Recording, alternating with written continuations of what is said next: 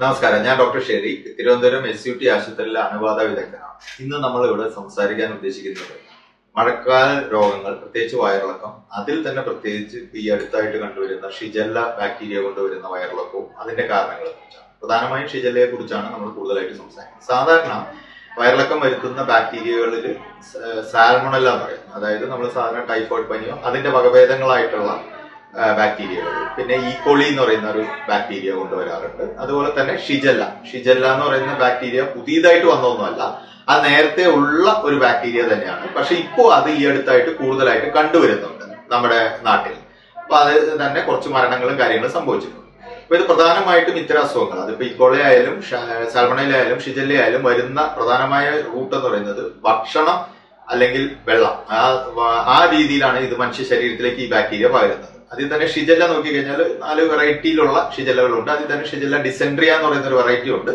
അത് കൂടുതലും ആയിട്ടുള്ള കോംപ്ലിക്കേഷൻസ് അതിനകത്ത് വരുത്തുന്നത് ആ ബാക്ടീരിയ കൊണ്ട് വരുന്നതാണ്. അതിന്റെ പ്രത്യേകത എന്ന് പറഞ്ഞത് ഒരുപാട് ബാക്ടീരിയ അകത്ത് പോകണ്ട, ഒരു 50-100 ബാക്ടീരിയ മാത്രം അകത്തേക്ക് കയറി കഴിഞ്ഞാൽ തന്നെ അത് ശരീരത്തിനകത്ത് രോഗബാധ ഉണ്ടാക്കാൻ തക്കതായ ശേഷിയുള്ളതാണ്.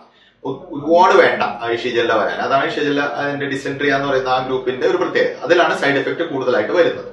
അപ്പൊ ഇത് വരാതിരിക്കാൻ എന്തെല്ലാം ചെയ്യാമെന്നുള്ള ഒരു കാര്യമുണ്ട്. അതിന് പ്രധാനമായിട്ടുള്ള കാര്യം എന്ന് പറയുന്നത് ഒന്ന് കൈശുചിത്വമാണ്. കൈയും കഴുകുക. അത് നമ്മൾ കോവിഡിന്റെ സമയത്ത് പഠിച്ചാണ് ഹാൻഡ് വാഷിന്റെ പ്രാധാന്യം. അത് തന്നെയാണ് ഒരു പ്രധാനപ്പെട്ട കാര്യം. രണ്ടാമത്തേന്ന് പറഞ്ഞു കഴിഞ്ഞാൽ ചൂടുവെള്ളം കുടിക്കുക, തണുത്ത വെള്ളം കുടിക്കാതിരിക്കുക, അല്ലെങ്കിൽ ഭക്ഷണം വൃത്തിഹീനമായ അന്തരീക്ഷത്തിലുള്ള ഭക്ഷണങ്ങൾ കഴിക്കാതിരിക്കുക. അപ്പൊ ഭക്ഷണവും വെള്ളത്തിൽ നിന്നാണ് ഇത് കൂടുതലായിട്ട് ഈ ഗ്രൂപ്പ് ഓഫ് ബാക്ടീരിയ ശരീരത്തിലേക്ക് കടക്കുന്നത്. അപ്പൊ അതൊന്ന് പ്രത്യേകം ശ്രദ്ധിക്കുക. പിന്നെ ഇതിന് പ്രത്യേകിച്ച് പ്രതിരോധ വാക്സിനുകളോ അങ്ങനത്തെ കാര്യങ്ങളോ ഒന്നും ഈ ഷിജല്ലയ്ക്ക് ഇല്ല. പിന്നെ ഇതിന്റെ കോംപ്ലിക്കേഷൻ വരിക എന്ന് പറഞ്ഞാൽ അപൂർവമായിട്ടാണ് ഇതിനകത്ത് കോംപ്ലിക്കേഷൻസ് വരുന്നത്. അതിൽ തന്നെ ചെറിയ കുട്ടികളിൽ ഇതിന്റെ കോംപ്ലിക്കേഷൻ നിരക്ക് കൂടാറുണ്ട്. അതുപോലെ ഒത്തിരി മുതിർന്നവർക്ക്, അത് സാൽമണല്ലയിൽ ഒത്തിരി മുതിർന്നവർക്ക് ഭയങ്കരമായിട്ടുള്ള കോംപ്ലിക്കേഷൻസ് അത് വരാറുണ്ട്. BP കുറഞ്ഞു പോവുക, പിന്നെ കിഡ്നിയുടെ പ്രവർത്തനം മന്ദീഭവിക്കുക, പിന്നെ ഡയാലിസിസിലോട്ട് പോകേണ്ടി വരും, അങ്ങനത്തെ കാര്യങ്ങളൊക്കെ വരാറുണ്ട്. അപ്പൊ ഇത് പ്രധാനമായും ചെറിയ കുട്ടികൾക്കാണ് ഇതിന്റെ തീവ്രത കൂടുന്നത്. അതുപോലെ മുതിർന്നവർക്കും ശരീരത്തിന്റെ പ്രതിരോധ ശേഷി കുറയ്ക്കാനുള്ള മരുന്ന് കഴിക്കുന്നവർക്കും ഇത് ചിലപ്പോൾ മാരകമായി വരാനുള്ള സാധ്യതയുണ്ട്. ഇതിന്റെ എല്ലാ കേസുകളും അത്ര മാരകമല്ല, പക്ഷെ അപൂർവമായിട്ടെങ്കിലും ചിലത് മാരകമായിട്ട് സെപ്സിസ് എന്ന അവസ്ഥയിലോട്ട് പോവുകയും മൾട്ടി ഓർഗൻ ഡിസ്ഫങ്ഷൻ എന്ന് പറയും. അതായത് കൂടുതൽ ശരീരത്തിനകത്തുള്ള വൃക്ക, ബ്രെയിൻ, അങ്ങനത്തെ ഓർഗൻസ്, ലിവർ, അതിനൊക്കെ ബാധിച്ച് പിന്നെ അത് മരണം വരെ സംഭവിക്കാൻ സാധ്യതയുള്ള അസുഖമാണ്. പ്രിവെന്റ് ചെയ്യാനുള്ളത് മരുന്നുകൾ കൊണ്ടല്ല, നമ്മുടെ ഭക്ഷണ ശുചിത്വത്തിന്റെ കൈശുചിത്വത്തിലൂടെയാണ് നമ്മളിതിനെ പ്രിവെന്റ് ചെയ്യുന്നത്.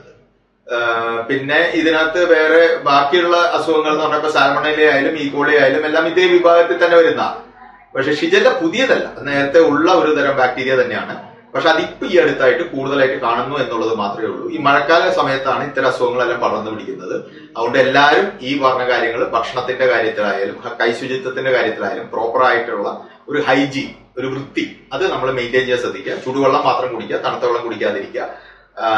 അതുപോലെ തന്നെ വൃത്തിഹീനമായ അന്തരീക്ഷത്തിലുള്ള ഹോട്ടലുകളോ അല്ലെങ്കിൽ ജ്യൂസ് പാർലറുകളോ നിന്ന് വെള്ളം, അത്തരം ഭക്ഷണ പദാർത്ഥങ്ങൾ ഒഴിവാക്കുക. ഇതാണ് പ്രധാനമായിട്ട് ഇതിനകത്ത് ചെയ്യുന്നത്. Thank you.